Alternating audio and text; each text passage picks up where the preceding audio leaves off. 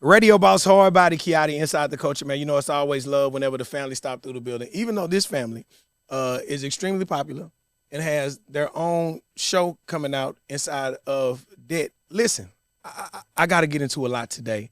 Jania, how you doing? I'm good. Welcome back home. Thank you. Yeah, I thought you went to a nice bougie school. I was wrong.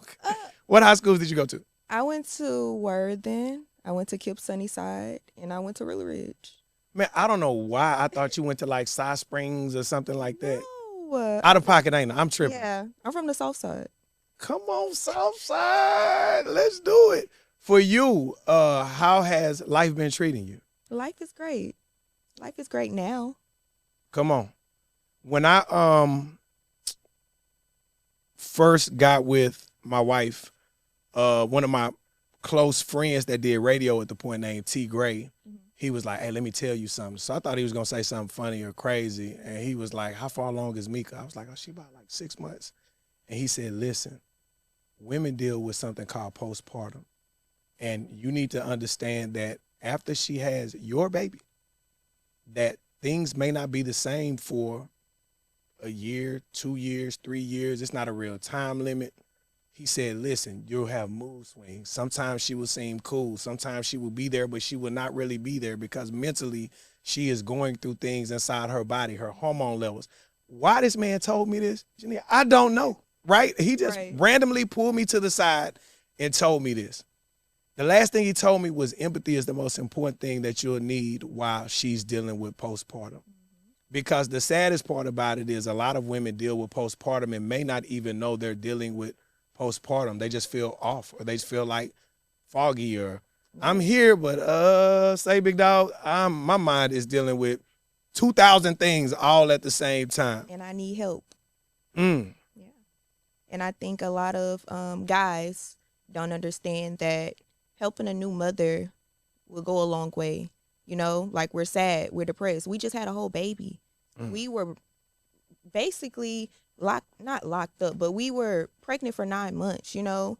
Our body's changing and our mind is changing, and guys don't have to go through that. They're able to up and go whenever they want. They're able to eat whatever they want and not feel sick, you know. So after your girl, your wife have a baby, you got to be there. You got to be there when she's sad, when those mood swings hit.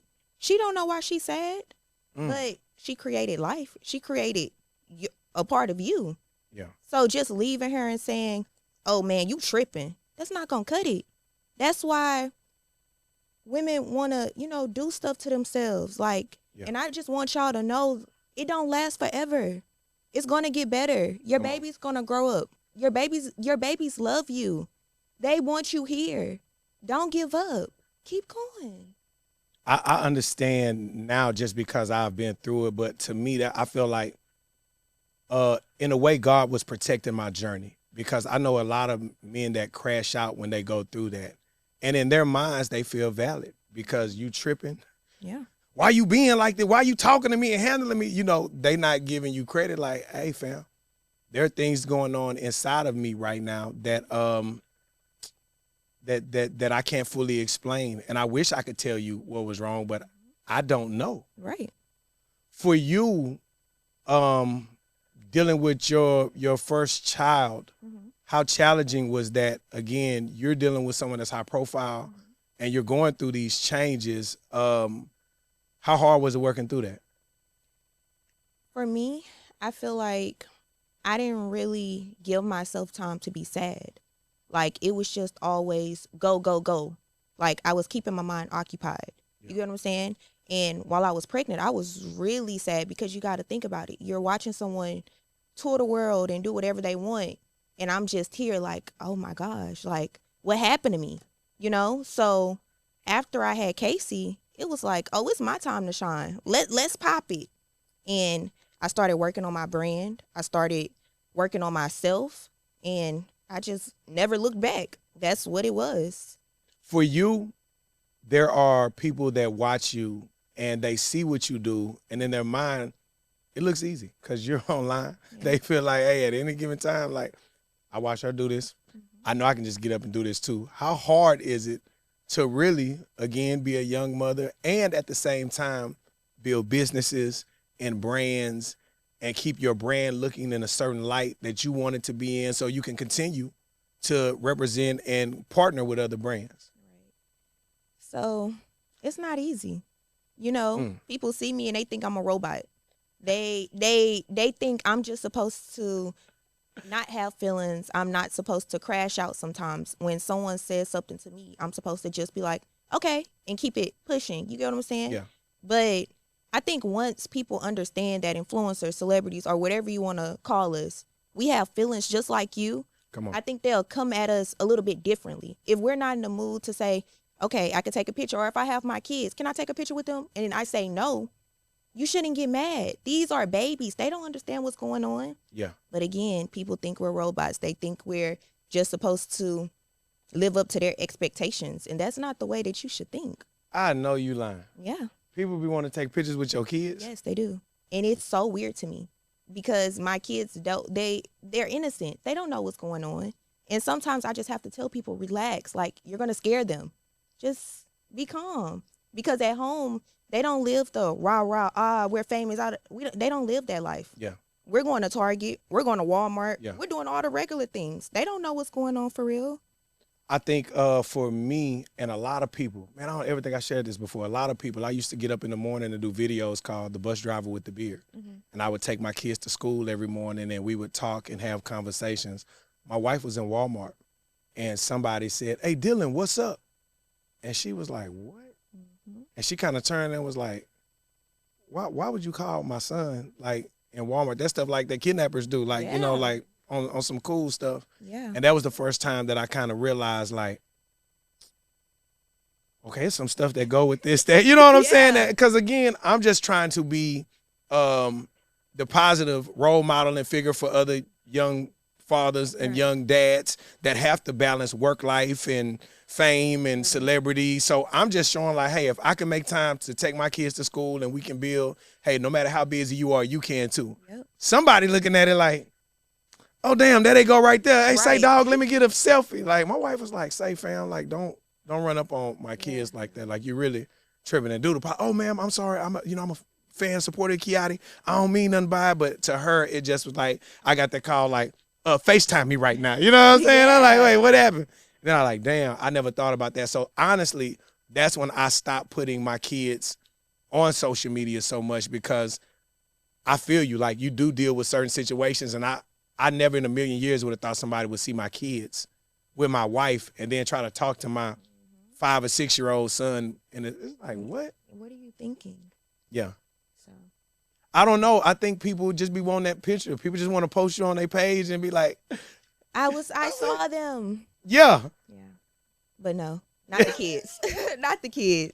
You can do that to an adult all you want, but a child, let them live their life. Yeah. Because maybe they don't want to, they don't want you walking up to them, or they're scared because you're a stranger at the end of the day. They don't know you. Yeah. So we teach them stranger danger. Yeah. At this point, why do you know my name?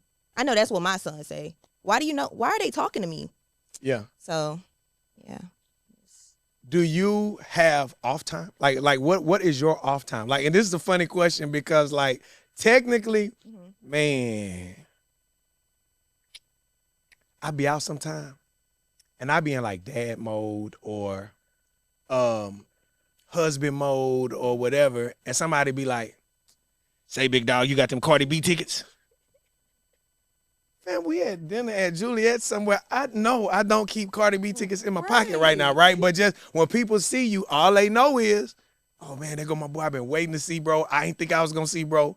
So, like, for me, I've had to carefully navigate what my off time looks like. Do you have, like, what is your off time? I sit in the house.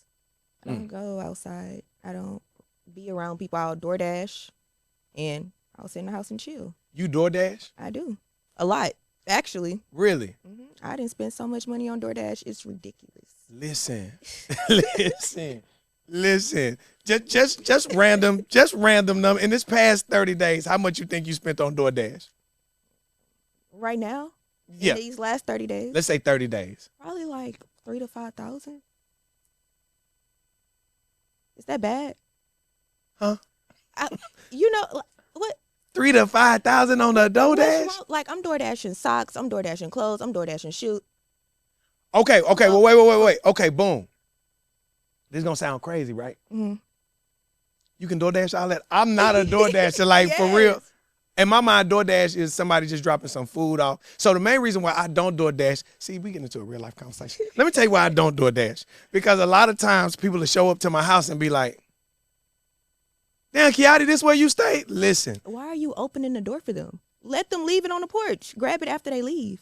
Listen, if the Amazon people see me, the landscaper, listen, warning them was cutting the grass in the neighborhood. My house happens to be right in the front of the neighborhood. Mm-hmm. I'm just walking to the car. This last week, I'm walking to the car. I want to say, hey, Kiotti. Ooh. I say, damn, because first I don't be wanting to turn around. Then I forget I got this big-ass station shirt on, right? So I got to kind of acknowledge him. So I turn around and say, hey, man, how you doing, bro? He say, H-Town for real. I say, hey, bro, don't H-Town for real me in my front yard, bro. Don't do me that, bro. So for me, that's why I don't DoorDash, just because I know people to see me. And the last thing I want, like, I've been doing radio and clubs and stuff so long. People used to leave mixtapes on the car when me and my wife stayed in an apartment on Derry Ashford. I come outside, they'll be like, hey, bro, let me know what you think, man. Rate me 1 to 10. Call me and give me their numbers and stuff. Like, I've dealt with some crazy stuff on the music side. So I can just imagine for you, crazier question. We get back to DoorDash. Listen. Okay.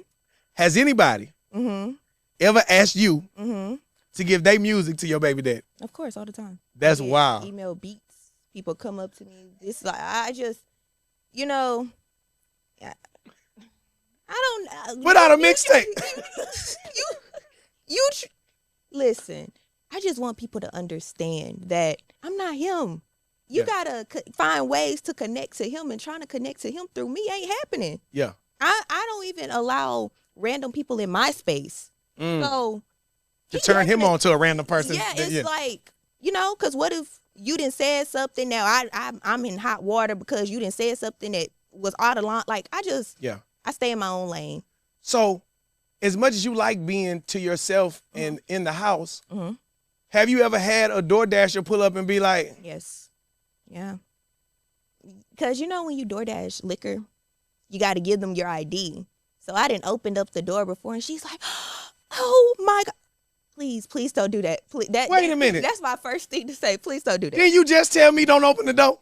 Yeah, but for liquor, I have to. Wait, you can DoorDash liquor too? Yeah, you can DoorDash everything. Oh, my God. What is going on? I'm still going to the stove. What? Yes.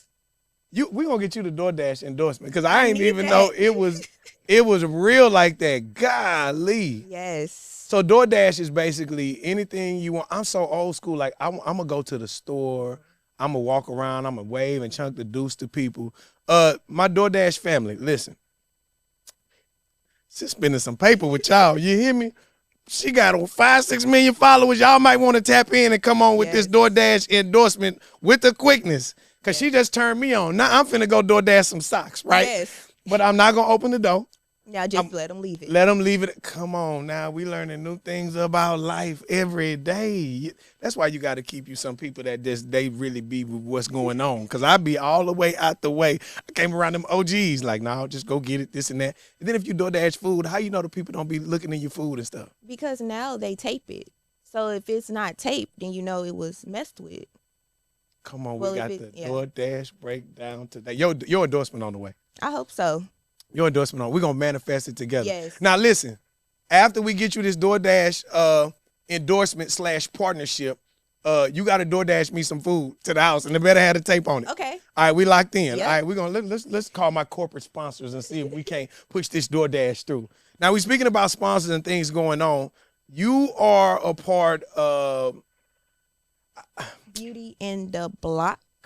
Yeah, I was finna say, I want to say it's like your own franchise / reality show. I'm trying to figure out how to say it so people understand the magnitude of what you have going right now, because it's basically a sitcom.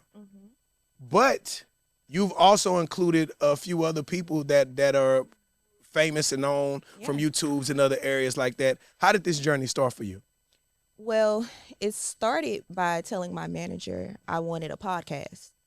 So we talked about it a little bit. She came back to me like a month later. Okay. Listen, I have this idea. I think you'll like it. So we talked about it. We slept on it. Mm. And you know what? We was like, let's do it. Come on. So we talked about all the details, what it was going to look like, what we needed, Right. who we were going to use, and everything just fell in place. It would, when I tell you nothing went wrong, of course we're going to have little mishaps, but Right. literally those were so tiny, I don't even remember them. Mm. Yeah, so I'm so excited for everyone to see this. I'm so excited for the whole cast because this is not only big for me. This is big for everybody that's involved. Yeah. I'm only a small piece to the whole sitcom because I need everyone to make it big. Come on. So I don't know. Like, I'm just so excited. Like, I'm so excited. And I hope you guys love it as much as I do. Sitcom star. We got to add that to the bio. Yes, You know what I'm yes. saying? People have hairdresser, fashion We are designer. 97.9 You got to go back and on add Sitcom. sitcom star on the bio. Yes. We adding a little more to the booking price too. You know what I'm saying? Sitcom star, you gotta. Yeah. For you, how challenging was it? Because again, sitcom. When I think sitcom, for me, especially in the Black community, that was such a fabric of us growing up, watching the Cosby Show and watching Family Matters and things like this. So for you to be a part of a sitcom, to me, that's like fabric of the Black community in my mind. Absolutely. And I think that was the biggest thing for us. We didn't want it to be fake. We didn't want to go to a new studio and let's just throw some random things in there and make it seem like this is what we're doing. Like, Yeah. you know, we went to the hood, Fifth Ward to be exact, a real beauty shop. Oh, y'all was in that nickel. Yeah. Okay. Oh, we filmed live on location. Yes. Come on. And we had so many people just come by and support us, Yeah. whether they were in the sitcom or not. It was just so wonderful. Come on. But transitioning from being in a house to just jumping into doing a whole sitcom was just, for me, it was challenging because I never acted before. Like, that wasn't something that I just thought about doing for real. Yeah. And trying to remember lines and remember this and remember that. Like, I was like, I don't know how I'm going to do this. Come on. I didn't tell nobody, but I was thinking that to myself. You just But- internally, yeah. Yes. But going in there and feeding off of everybody energy, I was like, oh, yeah, this is lit. I'm not ready to go home. Mind you, I got there at 8 a.m. and we wasn't leaving until like 2, 3 o'clock in the morning. Mm. Yeah. And I was ready to go back and do it again. Listen, I don't know what your relationship status is like, but for you, is it hard, like balancing those things and doing all the things that you do? Yeah, Mm. it is. Because when you're in a relationship, you have to spread yourself out. So I have to think about myself. I have to think about my kids. And then I have to think about my partner. Yeah. And dealing with someone, you know, that's in the NBA or, you know, a rapper or whatever the case may be is Yeah. challenging because they're busy schedule. And then I have a busy schedule. Who gonna watch the kids? Mm. So Damn. it's like sometimes you have to sacrifice yourself to keep your partner going and keep your partner happy, you know? Yeah. But Are you a lover girl? I am. Okay. So for me, sad to say, but I'm stopping everything. I want to show you that I'm here for you and I want to give you all the love. So you just know, like, my girl's here. I'm showing up to everything. I'm promoting you. Like, I'm just making sure that you don't never have to question whether I'm here for money or whether I'm here for anything else but to love you. Mm. If that makes sense. Because, you Yeah. know, a lot of people want to put the gold digger title on influencers or whatever the case may be, you know. But me, I'm speaking for myself because I don't know what them other girls do. Yeah. If I love somebody, I don't care what your status is. It's about how I feel inside. It's about how you make me feel. And I just had to add that in. I'm sorry. No, come on, lover girl. Listen, I know when I'm going viral. We just went viral. You hear me? Let's go.